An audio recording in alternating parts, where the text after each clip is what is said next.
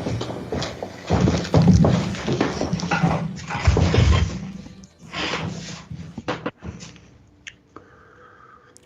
everyone, welcome back to Today in Tech. I'm Juliette Beauchamp, and I'm here with Computer World Executive Editor Ken Mingus, as well as Macworld Executive Editor Michael Simon. We are live on YouTube as well as on Computer World's LinkedIn page. So if you have any questions, comments while we're talking, you want to mention something, ask a question, do let us know either in the comments on LinkedIn or in the live chat on YouTube. And we'll do our best to get back to you. So we've got a few different things to talk about today. So we want to run over the Mac Studio review. Mike, I know you guys have a review out, new updates with iOS 15.4, and we want to talk a little bit about Foxconn shutting down its factory. It's like partially reopened now, but kind of the significance of that. So if you don't mind, let's start Foxconn. So Ken, can you talk a little bit about what the deal was there? Sure. I mean, stop me if you've heard this before, but there's a pandemic going on. And in China right now, it seems like the Omicron variant has finally arrived. So Foxconn shut down. It was weird because they sort of quickly shut down and then sort of quickly partially reopened earlier this week.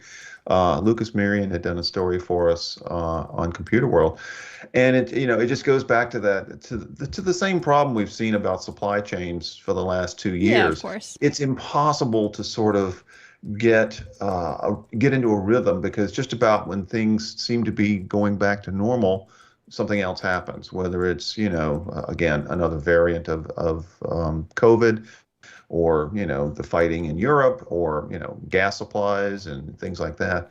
So, it doesn't seem like it's going to have any major problem, give major problems to Apple at this point, but we'll see. I know we're going to talk about like the Studio and some of the new hardware from Apple. And I was checking this morning and of course it's a new device, but delivery times, depending on which one you're getting, are like 3 to 4 weeks or 6 to 8 weeks. So I think it's just another reminder that Apple can roll out new hardware, companies can unveil new phones and whatever, but we're all captive to the supply chain and the problems that are, plaguing it.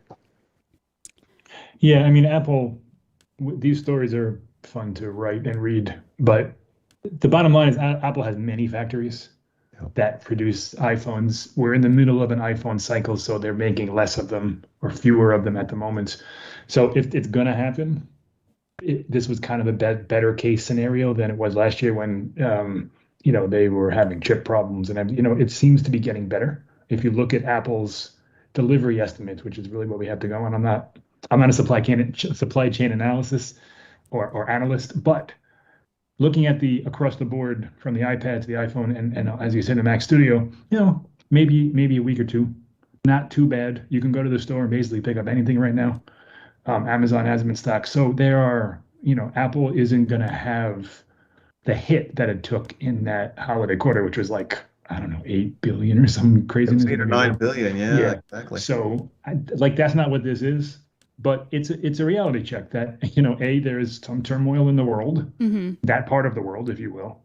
And we have a pandemic and, there's a labor shortage and there's delivery shortages and there's all sorts of issues going on. The fact that they're able to get anything anywhere is nothing short of miraculous, to be honest. Hey, Michael, I'm curious, in terms of talking about the Mac Studio, I've wondered because obviously there's the base model, the 1999 model, then there's the one with the M1 Ultra, which is the more expensive one, and that's the one that's 6 to 8 weeks. Do you think that's because Apple made less of them, or because they're popular and that's the one everybody wants, or is it any way to know? I would think it's because they made fewer. Even if you look at the reviews, like we got a Max.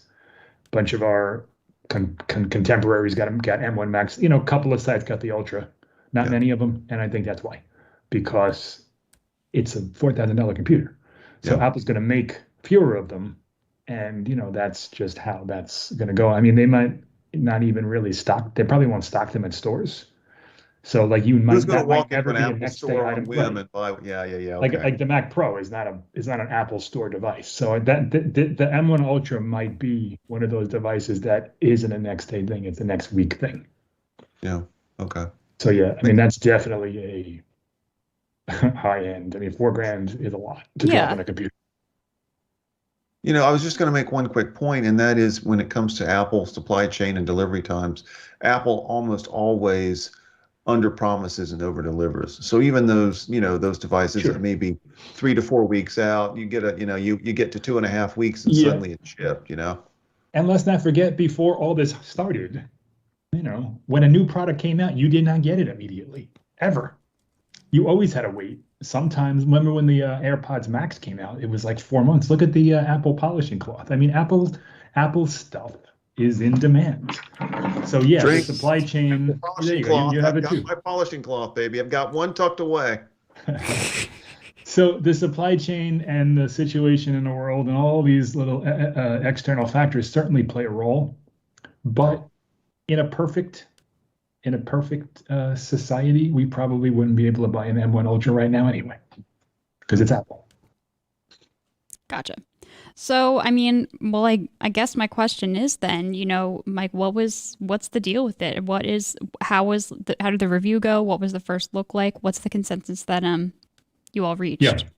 Roman Loyola, our Mac expert, who's been with us for, I don't know, 15 years maybe. Something. It's been I'll a link long his time. review. Longer than me. How about that? He took a look at it, and Apple gave us a nice, it wasn't like a 2-day thing. He's had about a week to spend some time with it. And yeah, his consensus opinion is that it's awesome if you need it. Right. It supplies power that's equivalent to a really high-end Mac Pro or a really high-end Windows desktop, and it's priced accordingly. You don't get a keyboard, you don't get a mouse, you don't get a monitor, you just get the Mac Studio. That's it. It's like buying a Mac Mini, but the Mac Mini is $700. You have to need that power. But if you do, this is like, it's like, Shangri-La. We've been asking for this forever, right? A Mac that has high-end performance and higher-end performance if you want to spend the money. All the ports you can possibly need. It's got Thunderbolt, it's got HDMI 2, that's a bit of a bummer.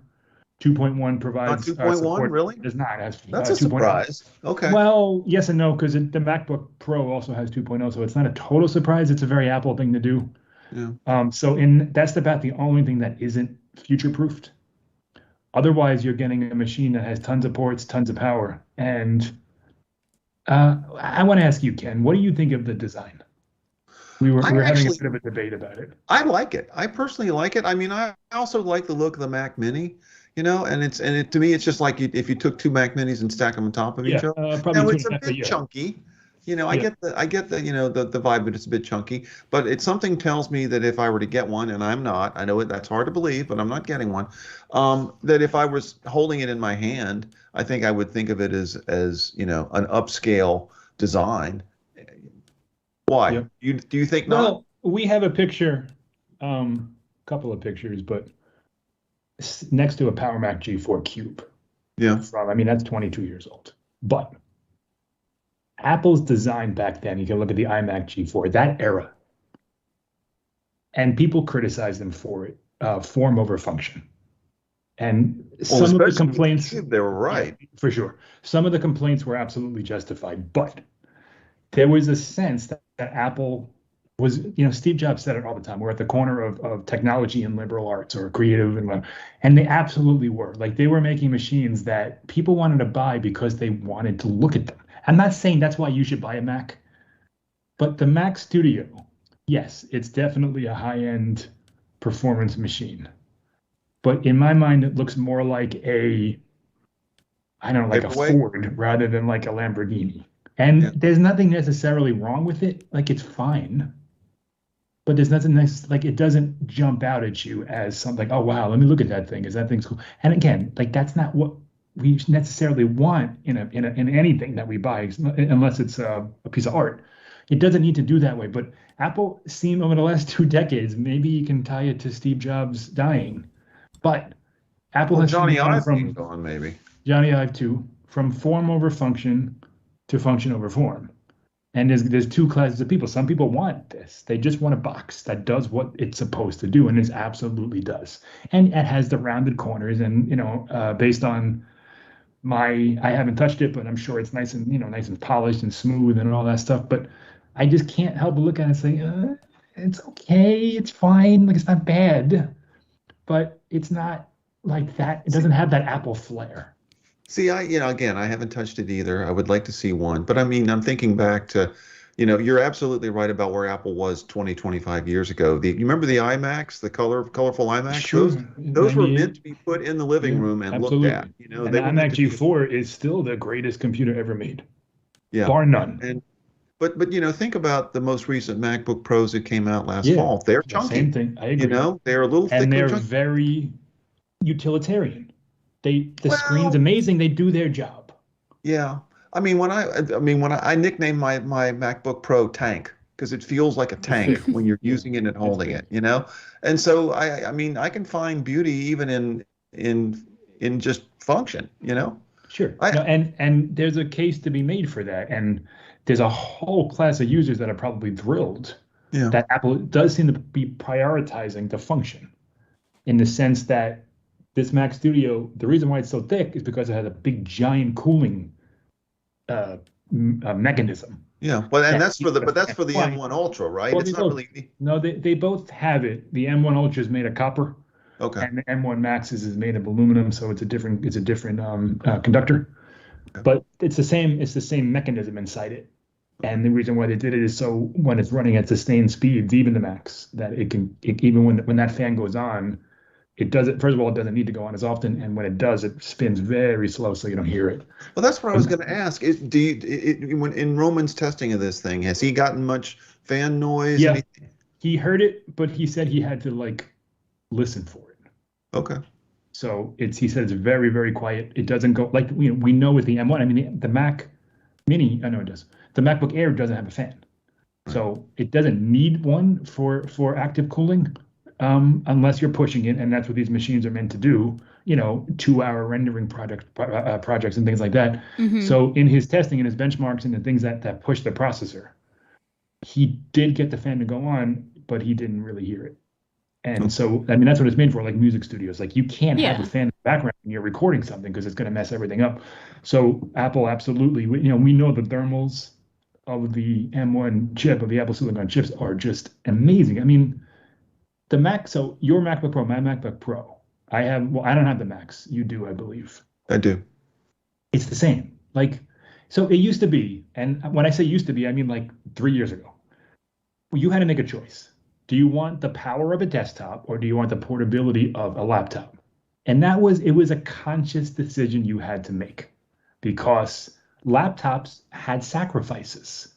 You got slower chips, you got chips that didn't have sustained power, you got lesser graphics, all that stuff. That's not the case. The M1 Mac Studio benchmarks nearly identical to the M1 Max PowerBook. Look at me, MacBook Pro. I was just going to literally ask you that. So if you've got the MacBook Pro with an M1 Max, Bring back the PowerBook, Apple. Sorry. What's that?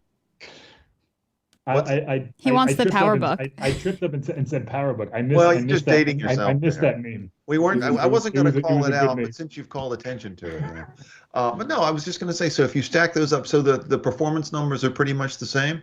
They're nearly identical.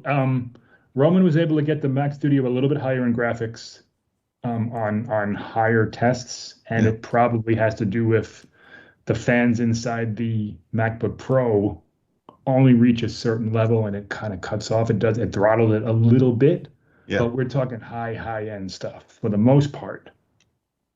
I mean, they're identical, which is, it's not a surprise in the sense that we know from the iMac and the Mac Mini and the MacBook Air, those three, all M1s, all the same, all different form factors, all different cooling, all different setups, all that stuff. So intellectually, I understood that. But when you see it in action, you see it on paper, it's like, man, we've reached a point where the playing field is just completely level. You just choose what you want. What form factor? You want a desktop? Here you go. You want a laptop? Get that one. Yeah, you're not giving up anything for portability. Nothing. Yeah. Hey, did Roman also get a studio display? He did. I was just about to ask that. Yeah, that's next. I was about to say, I know that there's been a little bit less fanfare. Yeah, he didn't have those issues with the camera, or maybe he wasn't looking for them. But from what I saw, he had screenshots, and he didn't experience that. We have every now and again this happens with Apple review products. If you remember the Apple Watch Series 3, there was a cellular issue with those early reviews. And, like The Verge, I think maybe The Verge or maybe the Wall Street Journal, somebody blasted it because it was the first model with cellular. And they're like, this doesn't work. It just straight up doesn't work. And, ours was fine. In fact, I reviewed that. And it turned out where it was a bit of an issue and they either replaced them or fixed them, and that was that. And I suspect this will be the same thing. It doesn't come out until Friday. I wouldn't be surprised if there's a software update by then, if not early next week, that fixes, and they'll have a thing that'll say a small amount of studio displays exhibit, lesser quality pictures or whatever. But it had to do with the camera. And we know that 12 megapixel ultra wide camera is really good because we see it in the iPhone. It should be. It's supposed to be. Yeah, absolutely. So Roman did not. He's used it on the iMac. Oh no, the iMac doesn't have that. He's used it on the iPad Pro and and he didn't notice those issues. So if it did affect his machine, it wasn't nearly at the level of the Verge and the Wall Street Journal. It might not have at all. He might have had a good one in the sense that it doesn't affect all of the machines. I have a question for you, Michael. Just in terms of that whole form function thing, what do you think of the design of the studio display? It's okay. Yeah, just a minute. It's fine. Okay. Right? I mean, the bezels are, not as thin as I'd like them to be. The design is not as nice as I'd like it to be. I'll say nice is the wrong word. Not as unique. Refined? I mean, it's an Apple thing. It's a thick, widescreen 27-inch monitor that looks kind of like an iMac without the chip. Yeah. There's nothing about it that stands out from any other. Yes, it's aluminum versus plastic. That's nice. Quite frankly, I wish they would have used plastic, so it was a little cheaper. It's not $15.99 nice, It's yeah, I mean, I'm using a Samsung monitor. I'm looking at it right now. It's plastic. I paid, I don't know, $300 for it. It's fine. Like Apple is the studio display is not what I have. Let's get that straight. This doesn't have a camera. This doesn't have a 3 mic array. It doesn't have spatial audio. Do you really need that stuff in your monitor? I don't know. I think, Roman gave it 4 stars, but throughout he did say, hey, if you can afford it and if you want it, you're going to love it. But, sure. So gotcha. That's kind of the verdict there. Like it's a good monitor. It doesn't have HDR. It doesn't have ProMotion, high refresh. Okay, you're missing some stuff. It's still a good 5K monitor, a really good quality. I mean, Apple's displays are great. It's not mini LED, so the blacks, really dark gray, not like you get on the MacBook Pro. Yeah, gotcha. It's good. It's really good. Where do you think it should be priced? I think it's probably worth $1,600.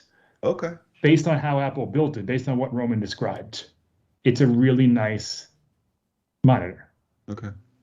I would have been happier if Apple made a $999 monitor and made some sacrifices. Sure. All right.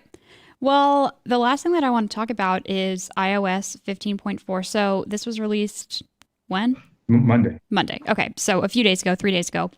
And the two things that I know about it off the top of my head, Face ID with the mask and then universal control, right? What else? Anything else that was like a, banner edition? Yeah, there's some other stuff. There's a new Siri voice that was recorded by a member of the LGBTQ community. Okay. So it's they like the people who write about it, they call it non-binary, which means it's not explicitly male and not explicitly sort of gender female. Neutral, right? Yes. Yeah, so it's funny, like when you listen to it, one day it can sound male and one day it can sound female. So it's kind of like right on that line. It's that's interesting. If you want a new voice.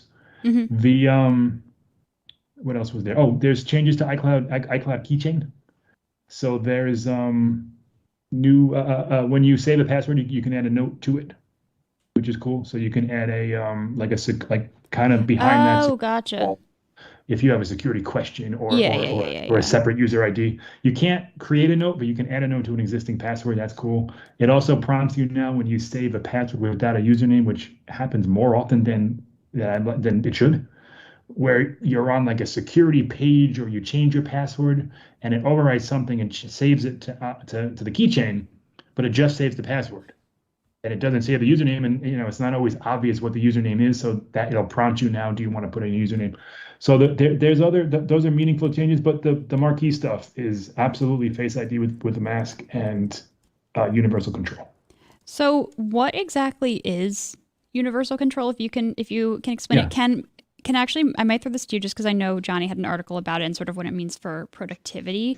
So yeah, what is it, and what does it mean for productivity? Well, I haven't used it yet, but basically what it does. Wait, what? What's that? You haven't?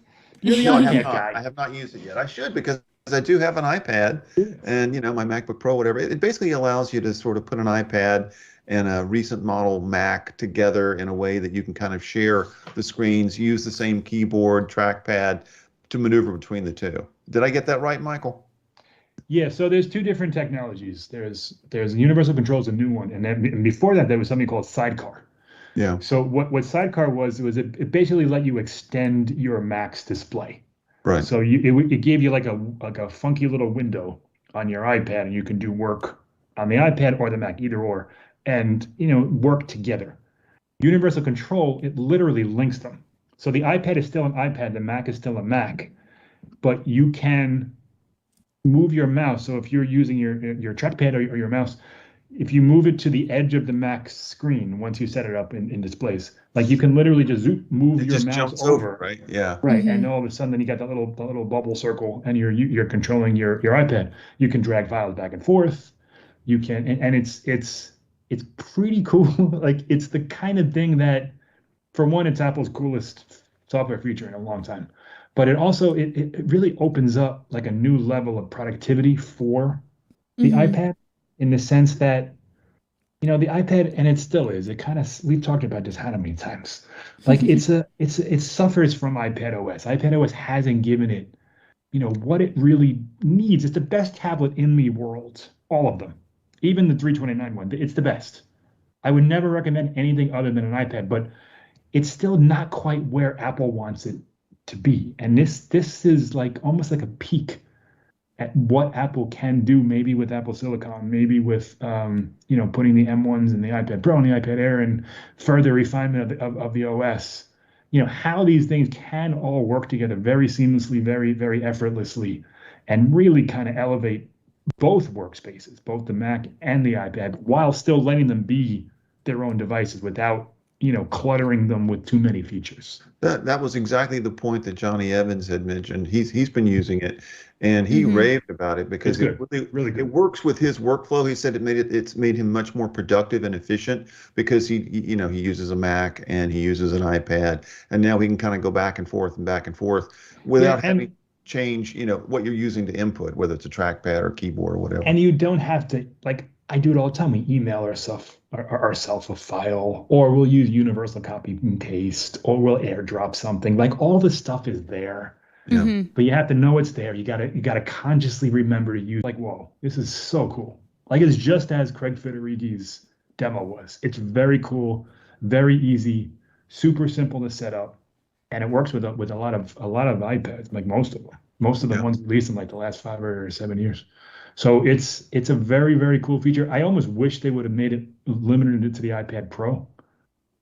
So like we knew it was a Pro feature, but Gotcha. I'm sure someone who has an iPad Mini doesn't feel that way. Yeah. I know we're probably getting late on time, but I just wanted to mention the other thing in 15.4, the Face ID with a mask. It works. Yeah, it really works. That's helpful. Well. Now, Apple tells you you're a little more insecure, I guess, and they don't tell you how much insecure, if you will, unsecure, less secure. I feel like it's the kind of thing, like, maybe like now my brother could unlock my phone if he's wearing a mask, or like, I don't know what. So what it is just a quick overview. You do have to do another scan. You don't have to do a scan while wearing a mask, but what it does is, so this newer scan focuses on your eyes. It does more up, Yeah. top part of your head. So you're doing another scan, but you're really focusing here. And if you wear glasses, you're gonna have to do a second one. If you wear 2 sets of glasses, you're gonna have to do a third one, because it's really getting that top part of your face. So it's just ignoring Right. down here. Once it recognizes that you're wearing a mask, it goes to that second face. It's completely seamless. Like there's no unlock with Apple Watch. You Mhm. knew that was happening.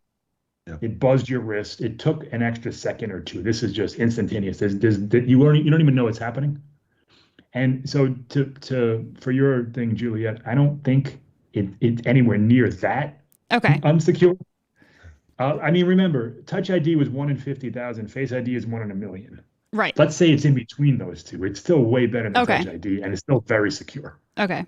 So just because someone looks exactly like you, Yeah, the distance all right, so between how their about- eyes, I've eyes to tried it. forehead. Like my son couldn't unlock my phone. Like, it's not like Michael, I hate to tell you, familial- you don't look like a familial stuff. 10-year-old, dude. That's not gonna. It's not- You're Says young, you. not that young. Certainly useful. So Yeah. that's good. I'll have to try that out. Yeah, Well- it's a feature that should have been here about 18 months ago, but it's definitely Yeah, welcome. Well, what's it's here going now. on? We may be back. we to might be masks back, before we know it. but Yeah. it would have been, even if we are, it would have been super helpful last year. Yeah, for sure. Correct. For sure. True, truly. All right. Well, thank you both so much. I think a lot of good info here. I know we covered a lot. So I really appreciate you both coming on and chatting with me.